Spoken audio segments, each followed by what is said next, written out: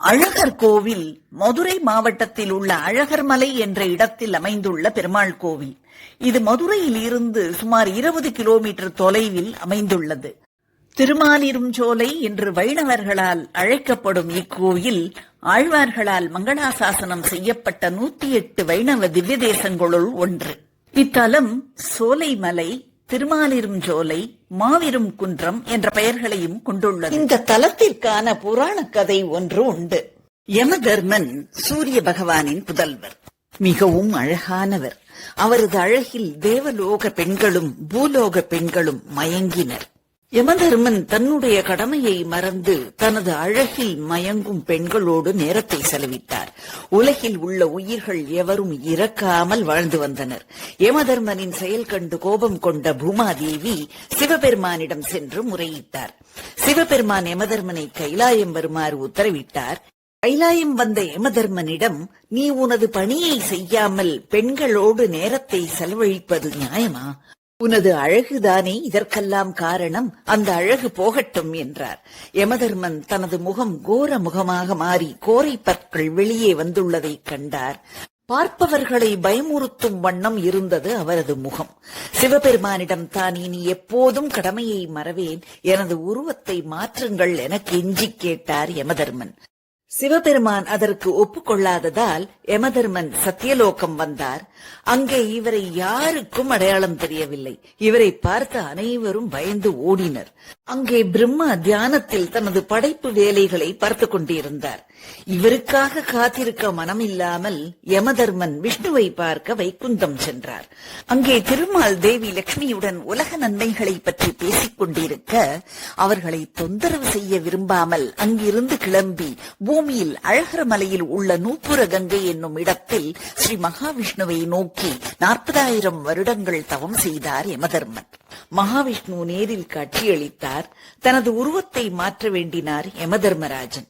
நீ உன் கடமையை சரியாக செய்திருந்தால் இந்த நிலை வந்திருக்காது என்றார் மகாவிஷ்ணு. தவறை உணர்ந்து விட்டேன், மன்னியுங்கள் என்றார் யமதர்மர். நீ சத்தியலோகம் வந்தும் பிரம்மதேவனை சந்திக்காமல் சென்றதால் கோபமுற்ற பிரம்மதேவன் உனது உருவம், பற்கள் எல்லாம் அப்படியே இருக்கும்படி சாபமிட்டுள்ளார். எனவே என்னால் அதனை மாற்ற இயலாது என்கிறார் விஷ்ணு. தன் விதியை இனி மாற்ற முடியாது என்பதை உணர்ந்த யமதர்மன் விஷ்ணுவிடம், தனக்கு கிடைத்த அழகிய இதே தரிசனம் பக்தர்களுக்கு கிடைக்கவாவது வரம் தரும்படி கேட்டார். விஷ்ணுவும் அதற்கு ஒப்புக்கொண்டு தன் அழகிய உருவத்தில் பக்தர்களை கவரும் சுந்தரராஜ பெருமாளாக அழகர் கோவிலில் காட்சியளித்துக் கொண்டிருக்கிறார். சோலை மலையின் பசுமையான அடிவாரங்களுக்கு மத்தியில் அமைந்திருக்கும் வரலாற்று செழுமை வாய்ந்த இந்த பழமையான கோவிலில் மூலவர் அழகர் அல்லது அழகிய தோளுடையான், வடமொழியில் சுந்தரபாகு என்ற திருநாமம். நின்ற திருக்கோலம் கிழக்கே திருமுக மண்டலம். தாயார் சுந்தரவல்லி தாயார், தனிக்கோயில் நாச்சியார். உற்சவர் கள்ளழகர். எங்கும் இல்லாத சிறப்பாக இங்கு கள்ளழகராக அவதாரம் எடுத்து எழுந்துருளியிருக்கும் சுந்தரராஜ பெருமாள் சங்கு, சக்கரம், வில், வாழ், கதை என பஞ்சாயுதங்களுடன் காட்சி தருகிறார். அது மட்டுமின்றி பெருமாளின் கையில் உள்ள சக்கரம் புறப்பட தயாராக இருக்கிறது. பக்தர்களிடம் இருந்து அபயக்குரல் வந்தால் கண நேரமும் தாமதிக்காமல் துஷ்டர்களை அழிக்க வேண்டும் என்பதற்காக சக்கரத்தை பிரயோக நிலையிலேயே வைத்திருக்கிறார் பெருமாள். விமானம் சோமசுந்தர விமானம். இந்த விமானம் வட்ட வடிவமானது. தீர்த்தம் நூப்புர கங்கை. இங்குள்ள நூப்புர கங்கை தீர்த்தத்திற்கு ஒரு சரித்திரம் உண்டு. பூலோகம் தொடங்கி சத்தியலோகமான பிரம்மலோகம் வரை தன் தவத்தாலும் பலத்தாலும் கைப்பற்றியிருந்த பலி சக்கரவர்த்தியிடம் வாமனனாய் அவதரித்த பெருமாள் 3 அடி தானமாக கேட்டார். அவனும் சம்மதிக்க, பெருமாளோ 1 அடி பூலோகம், மற்றொரு அடி பிரம்மலோகம் என அளந்துவிட்டு இன்னும் 1 அடி எங்கே என கேட்டான். இதனால் பெருமானிடம் தன்னையே அடியாக சமர்ப்பித்தான் பலி சக்கரவர்த்தி. அவ்வாறு திரிவிக்ரம பெருமாள் உலகை தாண்டி தன் திருவடிகளால் அளந்த பொழுது, எம்பெருமானின் திருவடி பிரம்மலோகத்திற்கு செல்லும் பொழுது 36 வருடங்களாக பெருமானின் திருவடிகளை கண்டு வணங்கிட வேண்டி தவம் செய்த பிரம்மதேவன் தன் அருகில் ஸ்வர்ண கலசத்தில் இருந்த கங்கை நீரால் எம்பெருமானின் திருவடிகளுக்கு திருமஞ்சனம் செய்தாராம்.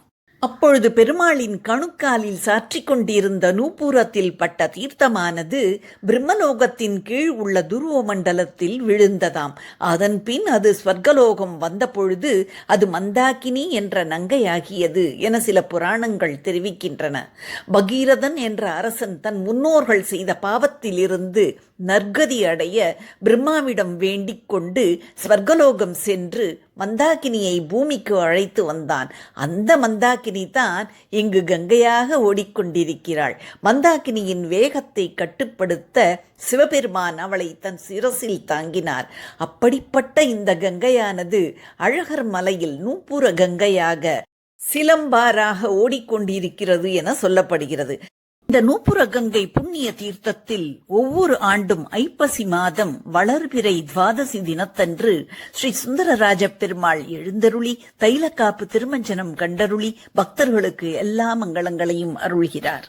3 ஆண்டுகளுக்கு ஒரு முறை மூலவர் சுந்தரராஜ பெருமாளுக்கு தைல பிரதிஷ்டை நடப்பது வழக்கம். அழகருக்கு அமுது செய்யப்படும் நெய்வேத்தியத்திற்கும் ஒரு கதை சொல்லப்படுகிறது. கிழக்கு மற்றும் தெற்கு ரத வீதி சந்திக்கும் இடத்தில் ஒரு மூதாட்டியின் வீடு இருந்தது. இந்த மூதாட்டி அழகரின் தீவிர பக்தை. அவள் அழகருக்கு ஏதாவது நைவேத்தியம் செய்ய வேண்டும் என்று ஆசைப்பட்டாள். அவர் வீட்டில் மிதுக்க வத்தல், கொள்ளு, காரப்பயிர்தான் இருந்தது. சரி, இதை அழகருக்கு நைவேத்தியம் செய்யலாம் என்று நினைத்த அந்த மூதாட்டி நேரில் வர கூச்சம் கொண்டு மனதாலேயே நைவேத்தியம் செய்தாளாம். அன்று அழகர் தேரில் வீதி உலா வரும் சமயம் அத்தேரானது அந்த மூதாட்டி வீட்டின் வாயிலில் வந்து நின்றுவிட்டது. எத்தனை பக்தர்கள் வந்து இழுத்தும் தேர் அந்த இடத்தை விட்டு நகரவில்லை. காரணம் தெரியாத மக்கள் யோசித்தபடி நிற்க, அப்பொழுது ஒரு அசரீரி, எனக்கு பக்தை ஒருவள் இருக்கிறாள், எனக்காக மிதுக்கவத்தல் கொள்ளுகாரப்பயிரை வைத்திருக்கிறாள், எனக்கு அது வேண்டும் என்று கூறியதை கேட்டதும் வியப்புற்ற மக்கள் மூதாட்டியின் பக்தியை எண்ணி வியந்தனர். இந்த புராண கதையை மையமாக கொண்டு சித்திரை திருவிழாவில் ஒரு நாள் இன்றும் கூட இவை யாவும் அழகருக்கு அமுது செய்யப்படுகிறது. சுதபமுனி, தர்மதேவன், மலையத்வஜ பாண்டியன் ஆகியோருக்கு காட்சி கொடுத்த பெருமாள். பாண்டிய மன்னர்கள், விஜயநகர மன்னர்கள், மதுரை நாயக்க மன்னர்கள் ஆகியோரின் திருப்பணிகளை இக்கோயில் கொண்டுள்ளது. பிரமிக்க வைக்கும் சிற்பங்கள், அழகான வர்ணம் பூசப்பட்ட கோபுரங்கள், நுணுக்கமாக வடிவமைக்கப்பட்ட தூண்கள் கொண்ட மண்டபங்கள் ஆகியவற்றிற்காக இந்த கோயில் மிகவும் புகழ்பெற்றது. திருக்கல்யாண மண்டபத்தில் கல் தூண்களில் உள்ள சிற்பங்கள் நாயக்கற்கால சிறந்த படைப்புகள். வசந்த மண்டபத்தில் ராமாயணம் மற்றும் மகாபாரத நிகழ்ச்சிகளை சித்தரிக்கும் அழகிய ஓவியங்கள். கோவிலின் காவல் தெய்வம் 18ஆம் படி கருப்பசாமி. 18ஆம் படி கருப்பசாமிக்கும் ஒரு கதை உண்டு. அதன்படி கள்ளழகரின் சக்தியை குறைத்து அவரை தன் இருப்பிடம் கூட்டிச் செல்ல திட்டமிட்டு கருப்பசாமி தலைமையில் 18 பேர் அங்கு சென்றதாகவும், அப்பொழுது வந்தவர்கள் இவரின் அழகில் மயங்கி 18 படிகளாக மாறியதாகவும் சொல்லப்படுகிறது. கருப்பசாமி தலைமை காவலாக அங்கேயே அமர்ந்து விட்டாராம். திருமலை மன்னரால் ஆரம்பிக்கப்பட்ட ராயகோபுரம் முற்றுப்பெறா நிலையில் உள்ளது. சிதைந்த நிலையிலும் இக்கோபுரத்தின் சிற்ப வேலைப்பாடுகள் சிற்பிகளின் உன்னத உளி வேலைப்பாட்டினை வெளிப்படுத்துகிறது. கோவிலை சுற்றி உள்கோட்டை மற்றும் வெளிக்கோட்டை எனப்படும் இரண்யன் கோட்டை, அழகாபுரி கோட்டை அமைந்துள்ளது. புராண அடிப்படையில் கள்ளழகர் மீனாட்சி அம்மனின் உடன் பிறந்தவர். சித்திரை திருவிழாவின் பொழுது கள்ளழகர் கோவிலில் இருந்து புறப்பட்டு மீனாட்சி திருக்கல்யாணத்திற்கு மதுரை நகருக்கு வருகிறார். கள்ளர் கொண்டை, கொண்டையில் குத்தீட்டி, கையில் வலைத்தடி, இடுப்பில் ஜமதாடு என எல்லா விதமான ஆயுதங்களுடன் மதுரையை நோக்கி புறப்படுகிறார் கள்ளழகர். அழகர் கள்ளர் வேடத்தில் வருவதால் அழகர் என்ற பெயர் கள்ளழகர் என மாறியது. இதனால் கள்ளர் இனத்திற்கு தலைவராகவும் குலதெய்வமாகவும் அழகர் இருக்கிறார். கோவிலின் பிரகாரத்தில் உள்ள ஜுவாலா யோக நரசிம்மர் பிரசித்தி பெற்றவர். இவர் உக்ர ரூபத்தில் இருப்பதால் நரசிம்மரின் உக்ரத்தை தணிப்பதற்காக தினமும் நூப்புர கங்கை தீர்த்தம், தயிர், வெண்ணெய், தேன் முதலியவை கொண்டு திருமஞ்சனம் நடைபெறுகிறது. யோக நரசிம்மர் கோபம் தணிந்து சாந்தி அடைவதற்காக சன்னதிக்கு மேல் காற்று வரும்படி அடிக்கூரை திறந்த நிலையில் உள்ளது. மற்ற விஷ்ணு கோவிலில் நரசிம்மர் மூலவரின் இடது ஓரத்தில் இருப்பார். இங்கு நரசிம்மர் மூலவருக்கு நேர் பின்புறம் உள்ளார். கடந்த காலமும் நிகழ்காலமும் தடையின்றி கலந்து காலத்தால் அழியாத அனுபவத்தை வழங்கும் அழகர் கோயிலின் சிறப்பு தமிழ்நாட்டின் செழுமையான கலாச்சாரத்தை பறைசாற்றுகிறது.